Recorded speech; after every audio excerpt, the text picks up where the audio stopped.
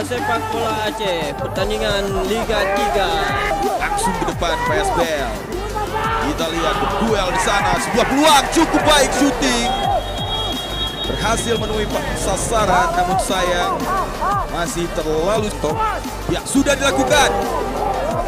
Masih lambung lagi-lagi di hati yang berbeda. Kita lihat sudah bersiap-siap. Febri sudah dilakukan. Berhasil diblok saja oleh Pagar Betis tadi. Anak-anak Galacticos kali ini serangan balik berbahaya. Ya, ini dia.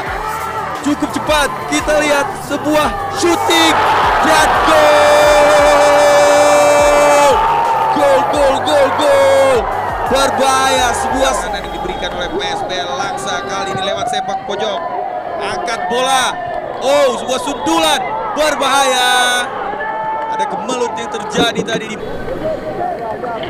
Agus Susanto. Langsung ke depan Agus dan berakhir